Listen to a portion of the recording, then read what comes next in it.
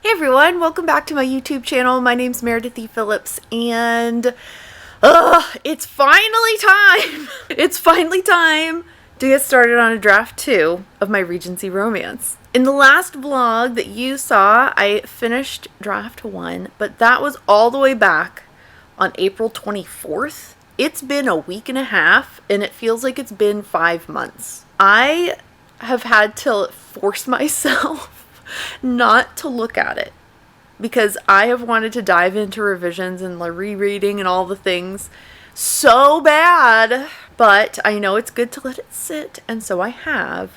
But it's sat for like 10 days now and I'm ready to I'm like, it's time. I'm just gonna go in and do stuff. So it's actually Friday at the moment, Friday afternoon. My workday just finished, and it's the weekend, so I just wanted to say, hey, open this vlog up real quick. I did already film a little. It's like 20 minutes long, you guys. I'm crazy, but I just couldn't stop. So over my little writing hiatus, I told you I was planning to watch some movies that had been on my watch list for ages, and I never watch anything because I never have time. And I was like, I'm not going to be writing, so here's my opportunity. I actually ended up getting to all of them. I'm really excited to chat with you about them, but that it's not really writing related. There's one that is kind of writing related, but most of it is just me gushing about movies. So I thought, let me just put that at the end of the vlog. So if you're interested, it's at the end of the vlog. It'll just be its own little separate section. But if you don't care about my thoughts on these movies, totally fair. We'll mainly chat about writing stuff throughout the rest of this vlog. If you want to skip around to the movie stuff, I'll put some timestamps so you guys can skip wherever you want. So I at least had a bit of a distraction with all of the movie watching over the last week and a half, but I've been thinking about the book so much. I was trying not to think about it and just like put it out of mind.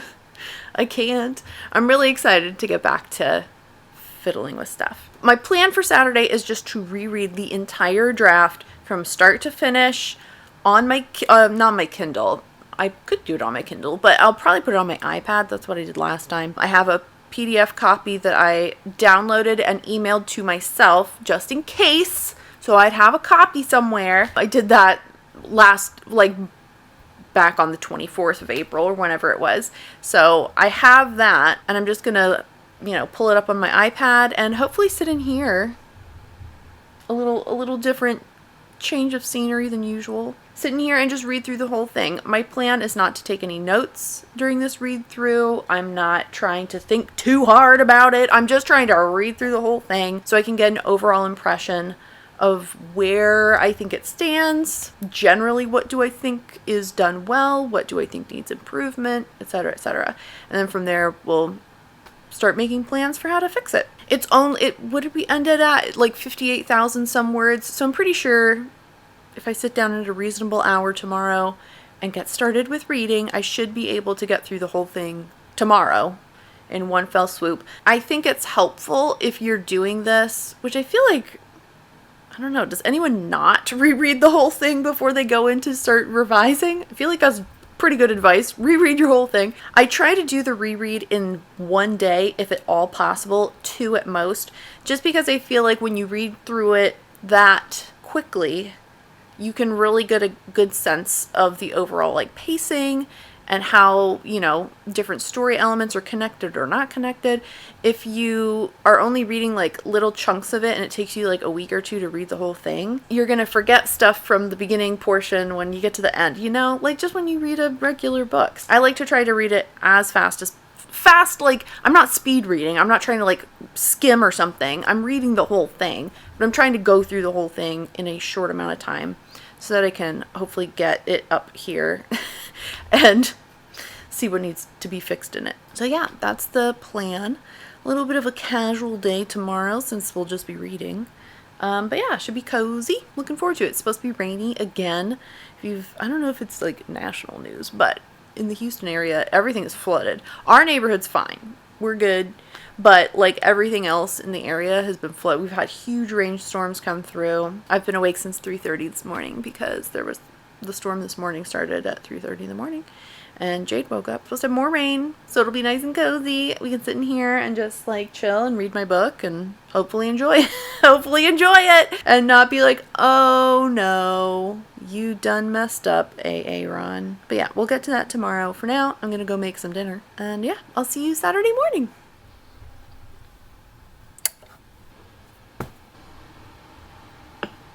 Good morning. It's Saturday. Let's start rereading this first draft. I exported it from Scrivener in a PDF format, and then I put it on my iPad to read it on here. Yeah, the name of the game is just rereading the whole thing today. It's just after 10 o'clock, so I've got plenty of time. It's about 200 pages, I think is what the PDF thing said. So that should be doable. Let's go ahead and start reading and see what I think.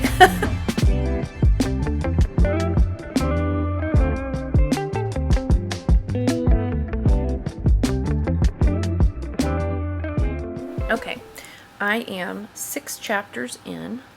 What time is it? I don't even know. 10:50. It's good so far. Our main couple already married by chapter 3. I love it. We don't have to wait too long for that, so that was fun. Definitely some things need to be flushed out. And I've also, this was like dumb. I realized this as I was writing the book. I have my main hero character, my main male character, has a younger sister. In the initial draft here, he's worried that she's going to find herself in a certain kind of situation. And so part of his motive for doing some of the things he does is to try to protect her from that. And it would make the conflict and stakes so much higher if she was actually involved in this situation he's trying to get her out of. Duh. So I'm going to change it, I think, so that she's already kind of in this precarious position, because I feel like that makes a lot more sense. I like our characters so far. I feel like even in just these first 6 chapters, you're getting a good sense, mainly of the male character. I'm interested here because I feel like we have had scenes and chapters from the heroine's POV, but I feel like we're more focused on him at the moment. So we'll see if that kind of evens out a little bit as it goes. That's not necessarily a problem. I'm just noting it. I feel like we're getting a good sense of like the 2 sort of different parts of him. He has one reputation within society, but there's other layers to him as well. And I feel like you're getting at least a little glimpse of all of it. So that's good. Let's keep reading.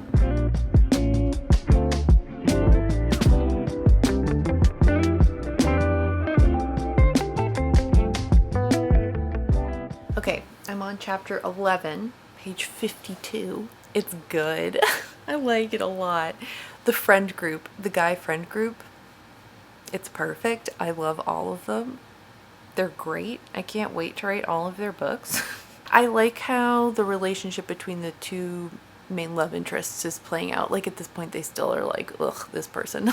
So there's nothing happening there yet, but like they're being forced to work together essentially, so it's fun. The one thing I am curious to see is there's a lot of I've used a lot of like wagers and bets and bargains and deals amongst various characters, and I'm a little worried that keeping track of who's bet what against whom and for how much and what do they win and what do they lose, I'm afraid maybe some of that is going to get a little convoluted. The way it's structured, like it does make sense, but just keeping track of it all, I'm not sure if that will be a problem. So we'll see. It's a little early. It's only 11:15, but I'm hungry.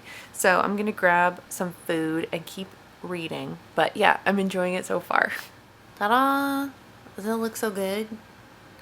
It's pasta and tomatoes and cucumber and chicken with like a sauce kind of thing over it. It's so good. I'll link the recipe below if you want to check it out. Let's eat and let's read.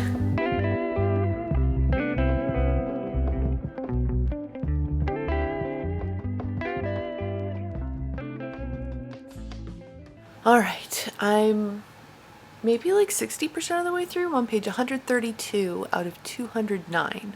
It's going good. It's cute. Yeah, I like it so far. I'm finding like little things where I'm like, oh, I need to mention this earlier, or little tweaks. I know the big thing that I noticed while I was drafting it was some issues with how things were working out in the end. So I'm curious to kind of see how I feel at this point. I'm going to take a quick break because I am getting tired and I don't want to fall asleep reading my own book. So I'm just going to get up for a few minutes, reinvigorate myself, and come back to this shortly. Okay, I'm almost done. I'm on page 186, chapter 33. It's Dark Night of the Soul time. Nobody's happy. I'm seeing some like I don't know even what to call it, like character motivation issues maybe need a little bit of help. So I think some of these last couple scenes will probably need to be maybe not completely rewritten, but some of the like driving force behind them will need to be retooled a little bit. I'm not seeing anything like major. So that's good, I don't think. I mean, who knows? Maybe I'll get back into it and be like, oh, wait a minute, this is terrible. Overall, I think it's pretty good so far. It's just after 2:00. I'm gonna try to finish this up here pretty shortly. I don't have that much more to go. So let's finish.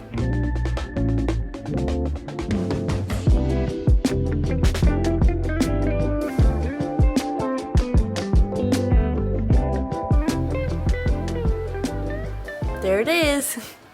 Oh, I like it a lot. And I really love the epilogue. I think it's a lot of fun. There's some elements of what they say to each other at the end that I think is going to connect to a bigger theme within the whole story. Which, I don't know about you, I usually don't see a concrete theme until I've written the first draft, and then I'm like, oh, this is what I was trying to get at.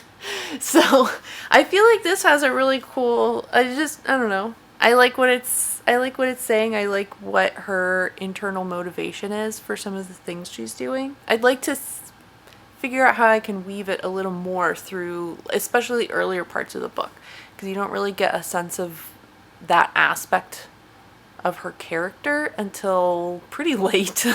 So that's fine. We can add that in. Overall, I feel like it's pretty good. I don't see big chunks where I'm like, oh, I'm going to have to rewrite like 17 chapters here or something like that. I feel like it flows generally pretty well. There's a few places where it feels a little sudden for certain things to be happening, but we can work it out. So it's 2:30, still a little early. I kind of want to just let it sit for the rest of the day, I think. Just sort of be thinking about stuff. We'll come back to it tomorrow, and I'm going to try to start. I don't know what I'm going to do. You know what I'm going to do? I'm going to rewatch my vlogs from last year. From last year and be like, what did I do after the reread? I don't remember. So yeah, I might try to do something like that and just figure out what to do next. Some sort of note taking, some sort of big picture note taking. What needs to change, what doesn't, what do I like, what do I not like, all that kind of stuff. So we'll get to that tomorrow. The rest of today, I'm just going to let it sit in my brain and we'll just consider it, you know? But yeah, I really like it. I really like it. I'm going to sign out for today and I will see you tomorrow. It is a rainy Sunday morning. I thought the rain was going to be Saturday, and it wasn't. It was actually kind of nice yesterday. Well, it was humid, but you know, it wasn't raining. It started raining and thundering this morning just before 6. So of course I've been awake since then. That wasn't too bad. But then I'd woken up previously at 4 to take Jade to go potty. It's a little bit before 9 at the moment, and I'm ready to get started. We're here. I'm gonna pull up my document that I haven't opened since I finished the draft. I'm gonna go ahead and do some fiddling to rearrange some stuff, and then I'm gonna dive into like note taking.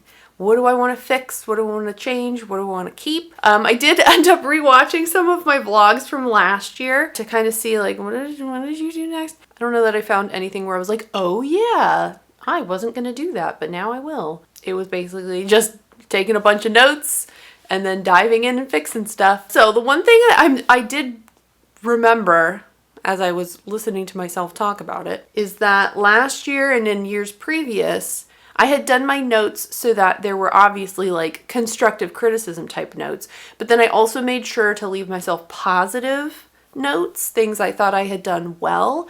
And that was helpful in the past. You know, it's always nice to kind of have that little bit of a confidence booster as you're going through the wall of problems you've created. I don't know if I'm gonna like make sure that I do that this time. I feel more confident in myself as a writer at this point, and so I don't feel like I need quite as much confidence boosting as I did last year. So I don't know, we'll see. I'm not opposed to it. It's a good idea. But I don't know that I'm gonna like really carefully make sure I do that for every scene. So let's go ahead and get over here, get things pulled up, rearranged, get a draft 2 going, and then start taking some notes.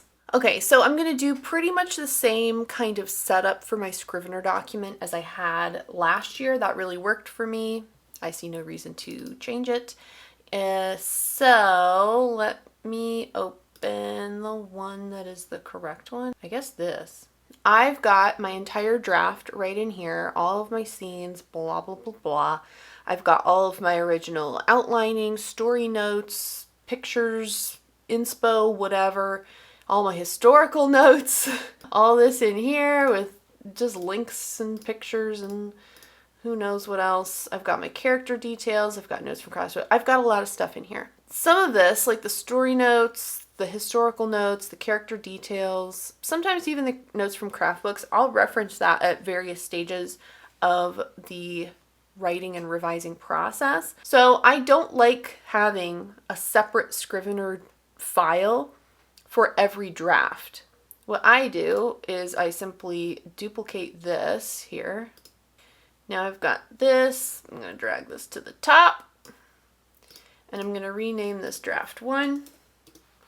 And I'm going to name this draft 2, and there's all of the exact same stuff. So the reason I like doing it this way is all of my original draft 1 is right here. If I need to go back and reference something, I can.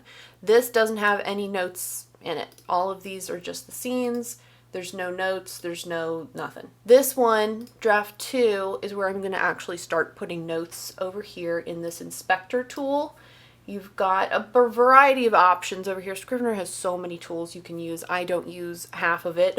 But this main section here, I'll probably make that a little bit bigger. I just like, you can type whatever text you want into this part and do bullet lists or whatever you want there. If you want to highlight a specific portion of the text, you can do a little comment off to the side. I've got scene 1 right here. I've got some notes. Let's go ahead and take some notes. Oh, you know what we need before we take notes? We need some background music. Let's go.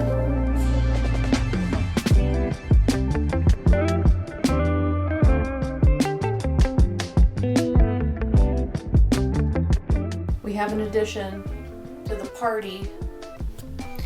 It was starting to thunder again, and we were getting a little nervous in our bedtime. So I put her in here with a fence next to my desk. So hopefully she'll be okay while it's thundering, but the fence will protect us in case she gets growly. All right, back to work.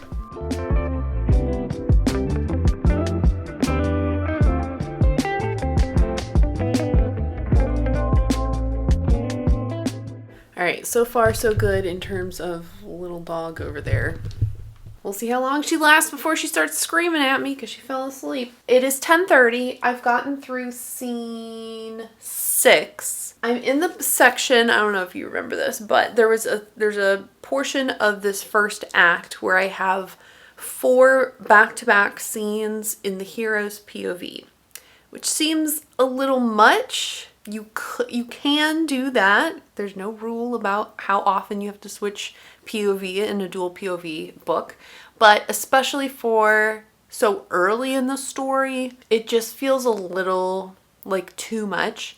So I do need a spot to introduce the female main character's best friend, because as it is at the moment, you don't actually meet her until like, I don't even remember, over halfway through the book. So I kind of want to introduce her a little sooner. So I think I could insert a scene in the middle of this 4-scene thing. Then you would have 2 scenes from the hero, a scene from the heroine, and then 2 more scenes from the hero before we go back to the heroine. That'll at least break it up a little bit more, but then I'm like, okay, I can't just like have a scene where they're like chatting about random stuff. Like there has to be a purpose for it. So I'm trying to think like, what would they need to do at this point? What conflict would there be? I don't know. It seems like a good place to have it. I just don't know like why I need it, you know? So I don't have a solution yet for that. I just have a note for myself like, put a scene in here. Maybe, question mark. Because if it doesn't happen there, I don't know another place it could happen that isn't, again, like super far into the story happenings. Stuff to think about. It's going well so far. I'm noting all of the times I don't describe anything so I can add description. I'm trying to note places where like I could include little bits of foreshadowing, or places where it's like there's one aspect to the father's character, the hero's father, where he's doing something that maybe at this point it seems a little out of character. Like, why would he do something like this? I think if I set it up a little better, like in scene 1 where he's introduced, then it'll make a little more sense. So, you know, just little stuff like that. But yeah, doing good. I'm gonna keep going. But yeah, so far so good. Let's keep trucking along. All right, scene 8. I'm tired. I'm gonna go make some coffee. I did move Jade. She's not there anymore. I moved her back to her bed because it isn't thundering anymore. It's not raining anymore. The sun's starting to come out. I think we're supposed to be clear of storms for the at least next couple hours, if not the rest of the day. So she's been chilling back there. Let's get some coffee and then we'll come back to this. We'll come back to this. I'm not sure how long this is going to take me. A couple days at least. I mean, I'm not going to finish it today, but it's going well. It's going well so far. So, coffee.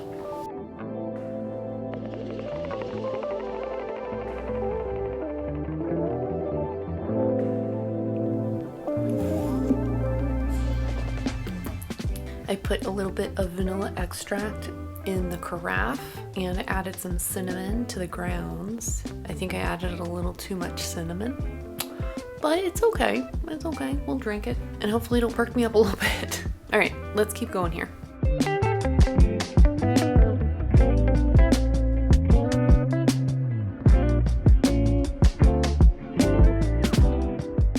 All right, I've gotten to Act 2.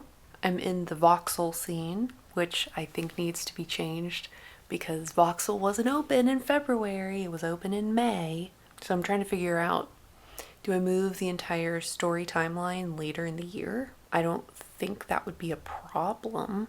Or do I change the setting of this scene to something else? And what would I change it to? Don't know. But it is 12:30. I'm going to take a little break. I might run to the grocery store. I don't want to, but I need to go. So yeah, bit of a break and I'll be back later. It was bright and sunny when I got to the grocery store and it just started raining when I went out the doors with all of my stupidly expensive groceries. But yeah. Looks like we're gonna get a rainstorm again on the way home. All right, back home, I survived mostly intact. Got a little damp going out to the car to get stuff in the rain, but that's fine. It's 2:15. I'm gonna try to do a little more, I don't know, another couple more scenes, see where I get to, and then call it a day and finish editing this vlog. How about that? So let's do a little more work.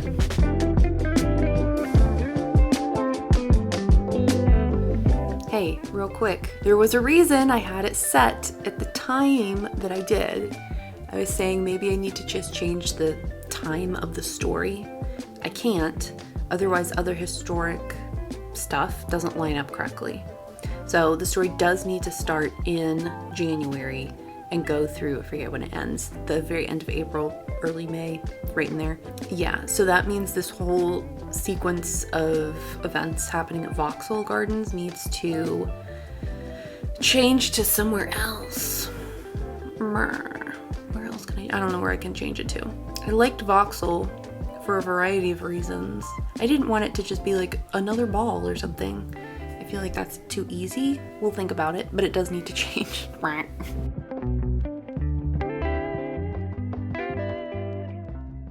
All right, it's almost 3 o'clock. I'm gonna be done for today.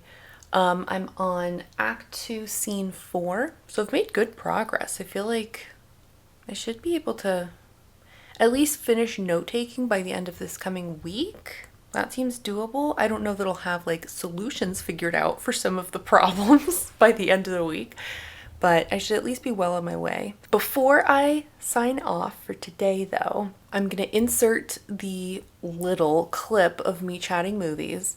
If you don't care about that, that's totally fine. But I really did watch some good ones. So again, I'll put timestamps in the description if you want to kind of skip around, but here is that clip. Hey, it's me from Friday. I am going to chat about movies with you. I don't know what my little segue is going to be because I haven't filmed it yet, but I am filming this on Friday because I have time. And here we go. Let's chat about the movies I watched over my little writing break. So I ended up watching all 5 of the movies that I was interested in watching, which I was really happy with. I wasn't quite sure if I would have time for all of them, but I ended up watching like some of them. I watched like 2 in one day. So anyway, I had a really good time. I watched some great stuff. I watched some confusing things, but let me just chat about it because I want to chat about them with you, and let me know if you've seen any of these. Let me know if maybe this sparks your interest in watching one of them. Chat with me in the comments. So first, let's start with North and South. This is not technically a movie, it's a mini-series. You know, it's basically the same thing. It's only 4 episodes, 4 hour-long episodes. So I ended up on a couple days, I was still waking up at 5:30. And then instead of coming back here and writing for an hour, I watched one of the hour-long episodes. So that was kind of a fun way to start the day. I really enjoyed this. I gave it like 8.5 out of 10. If you want the most brooding hero of all time, I am aware Mr. Darcy is out there. Mr. Thornton eclipses Mr. Darcy in terms of broodiness, okay? He was so mad and so good the whole time. It was great. He was really good. Richard Armitage plays Mr. Thornton in the movie. He was phenomenal. I really enjoyed his performance. I thought he just embodied the role so well. There were also a lot of really compelling side characters. I really enjoyed it. I liked Margaret Hale as our heroine. She was very sort of reminiscent of Elizabeth from Pride and Prejudice. She's not afraid to speak her mind. Yeah, so I really enjoyed her. I will say I've seen a lot of people compare this to Pride and Prejudice, as in if you watched that, then you'll love this. And I do think on one level that's true, but this movie, series, book, whatever, is a little darker than Pride and Prejudice. Pride and Prejudice, you've got a lot of humor, there's a lot of sarcasm, there's a lot of wit, and it's generally a lighter kind of subject matter. North and South deals with like workers' strikes. There's some violence. I mean, you don't see anything super graphic in the series, but like there is violence involved, which you really don't get any kind of violence in Pride and Prejudice. So on the whole, I think the content, the subject matter, some of the themes are a little darker, a little more serious. Just note that if you're interested in watching it. It's not quite as like, let's go to a ball at Netherfield Park. You know, it's not going to be that. There's no balls involved really. So anyway, I really enjoyed it though. The ending was perfect. I won't say anything, but it was really cute. It was really cute.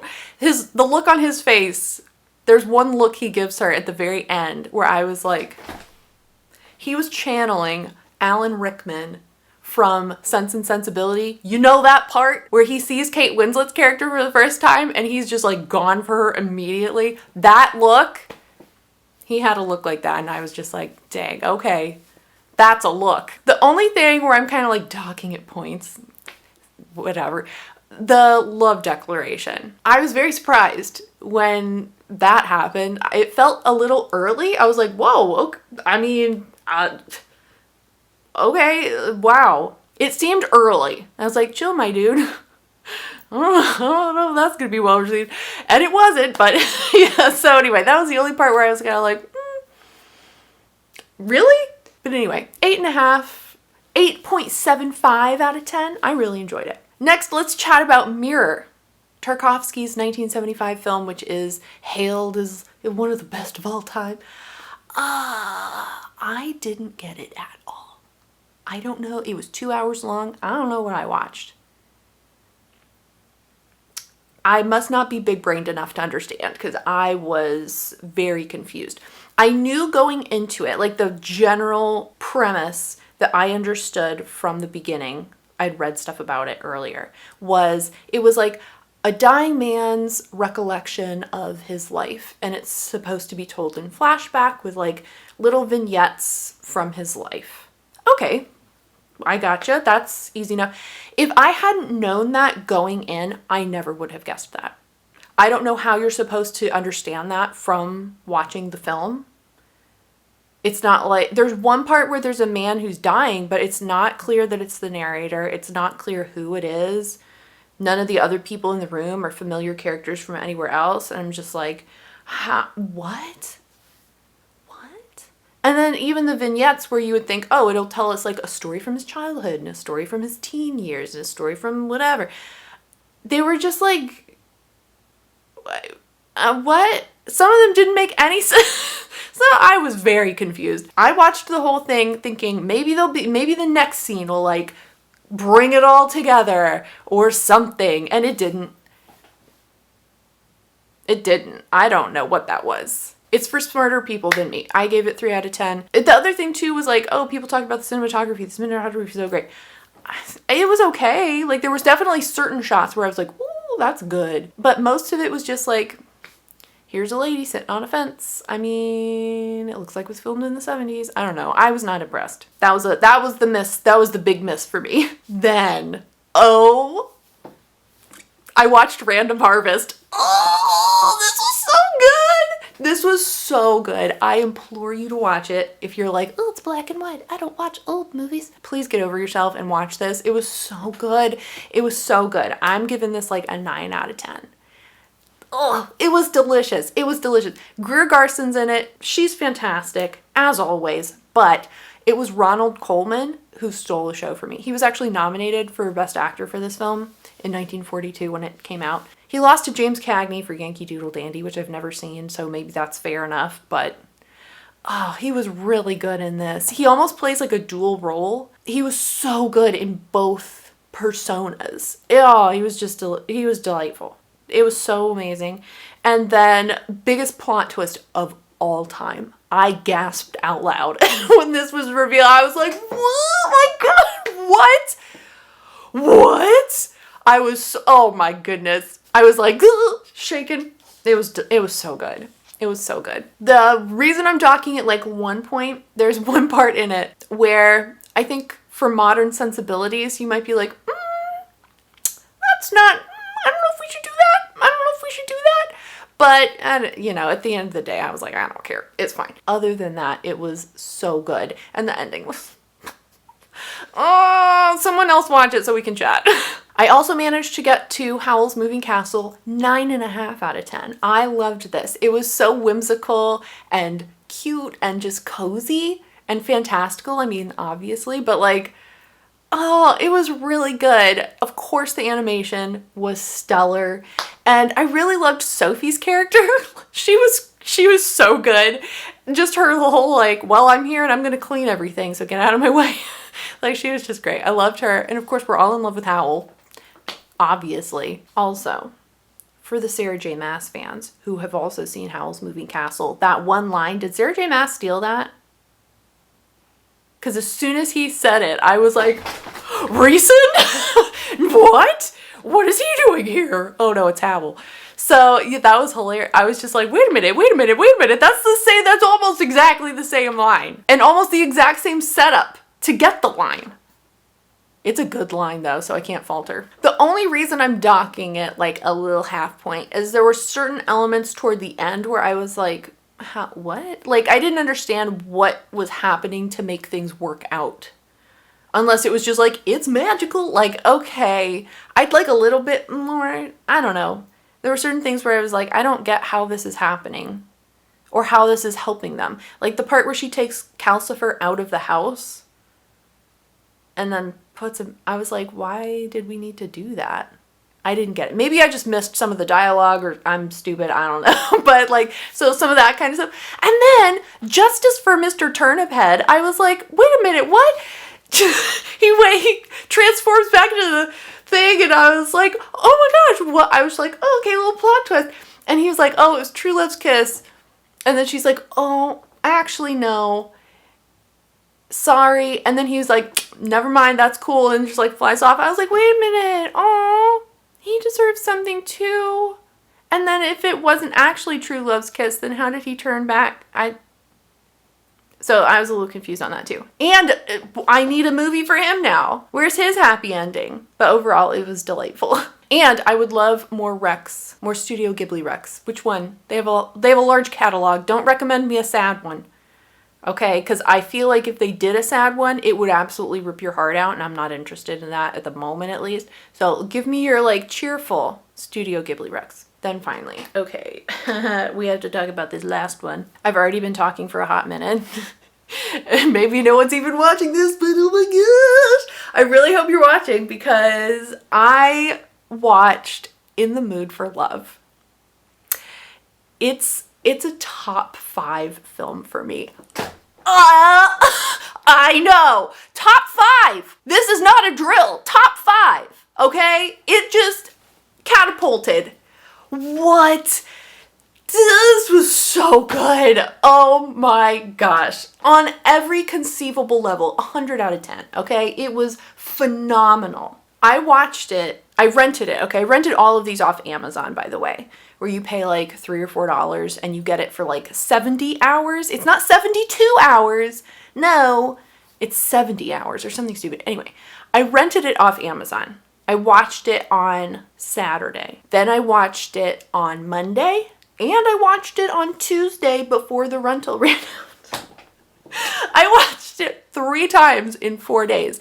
I was blown away by this movie. The 2 main actors in it, Tony Leung and Maggie Cheung, I'm not sure how you say it, but the 2 main leads were absolutely unhinged in their performances. They were both so good, so good. And then one of the big reasons I wanted to watch it was the cinematography. Everyone said it was amazing. It was, okay? This is not a mirror situation where I was like, this is kind of dull.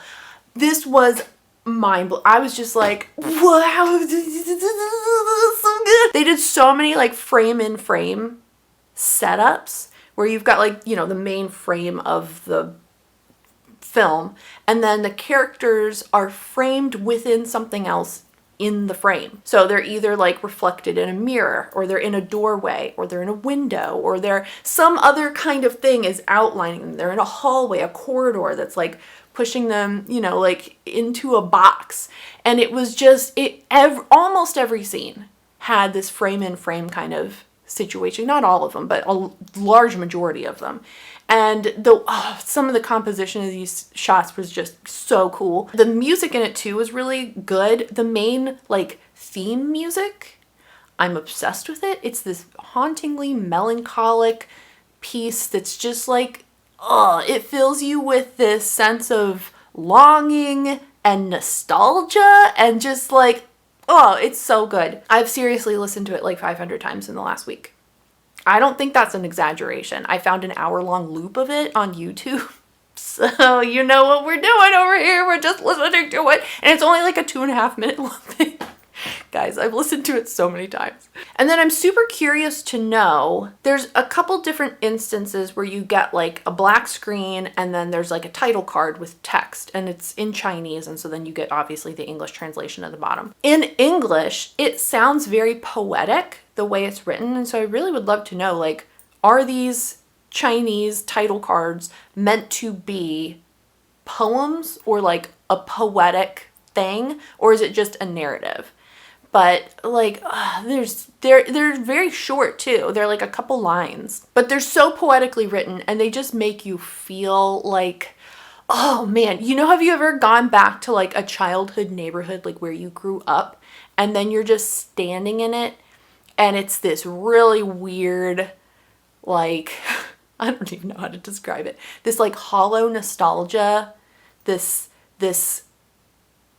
weird convergence of past and present, and it's not the same, but it's also the same, and it's just, you're just like gutted. Okay, that's the whole mood of this film.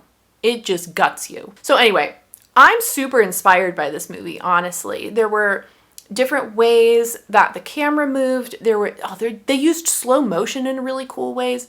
I was so impressed. Obviously, it's top 5. The way the camera focused on certain things was really interesting. It kind of made it made me want to revisit my writing and use the way the film was shot to influence how I describe things in my writing. Does that make any sense? I want to rewatch it again like 10 times. It's so good.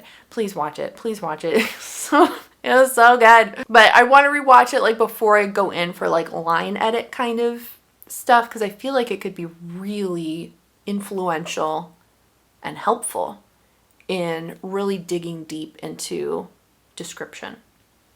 So we'll see if I can do that later this year when I get into that stage of revisions. So yeah, those were the movies I watched. I've talked for a very long time. I'm going to give you my top 5 that are like pretty set in stone. And then I'm going to share some more because I just like talking about movies and I don't usually get to.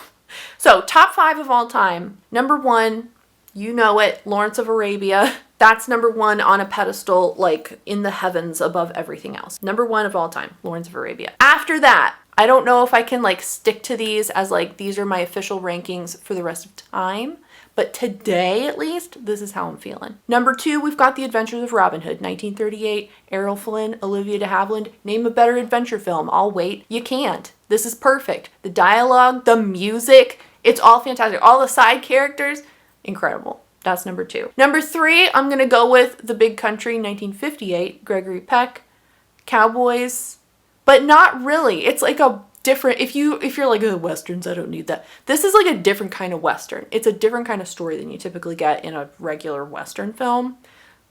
Love. Music, fantastic. It's great. Number 4, Lagan.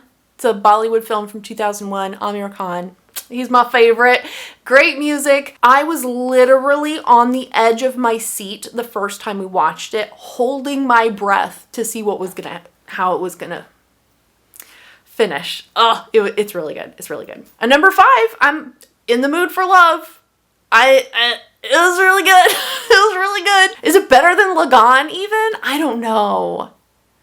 Again, this is just that was the top 5. That's the top 5. Let me just quick round out some like top 14. I have a list and I'm going to share it. Number 6, we've got the Lord of the Rings trilogy. I'm putting all 3 of the movies right there as a 1 entry situation. We understand. Number 7, Best Years of Our Lives, 1946, I think. Unbelievably good. All of the actors in it, top notch. The music, fantastic. I cry like 17 times watching it. It's great. Number 8 is Children of Paradise, French film from 1945. They filmed it while France was being occupied during World War II. And like, I just love that about it. It's just really good. It's really good. Nobody's happy at the end. It's fantastic. Number 9, Metropolis, 1927. Fritz Lang's silent masterpiece. Unbelievably good. When you watch it and you're like, they didn't have any stunt people for this. There's literally one scene where they flood the set and they have all these kids. There's like dozens of kids running around, and they were literally like, okay, kids, you gotta like climb out of the water, save yourselves while we film it. Great. Number 10, Close Encounters. Close Encounters of the Third Kind. I don't know when that came out, 1973. There's a 70s movie that holds up. Okay, Tarkovsky, Your Stupid Mirror. I don't know what that was, but yeah, Close Encounters. I love the feeling you have at the end of that movie.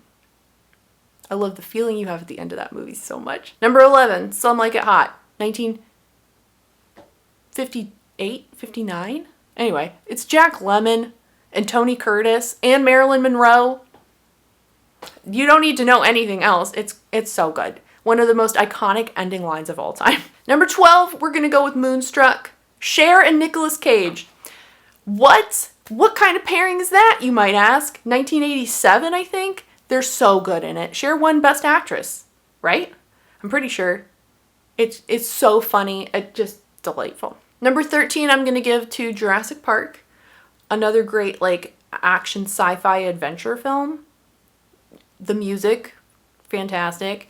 The CGI used correctly. Great movie. And finally, number 14, we're going to go with The Apartment, 1960, I think. Also Jack Lemmon. How can you not love Jack Lemmon? Oh, I just want to wrap him in a blanket. He's so good in this movie. Shirley MacLaine's in it too. What a good movie. Okay. That is all I'm going to chat about. I've been talking for 23 minutes. I had a lot to say about these films. Let me just pop you back to the conclusion of the actual vlog. So that's it. I'm not sure, honestly, how I'm gonna vlog. I kind of want to keep going with the Tuesday vlogs. It wasn't a lot of extra work, but it was extra work. So I don't know. Maybe every now and then I'll have a Tuesday vlog for you, because I thought it would be nice if I could share a little bit more of the process instead of just doing vlogs over the weekend, but we'll see what I can manage. In any case, for now, if you liked this video, give it a thumbs up, and if you haven't already, you can click the subscribe button. I post videos usually on Fridays. Thank you so much for watching. I hope you have a great rest of your day, and I'll see you next time. Bye.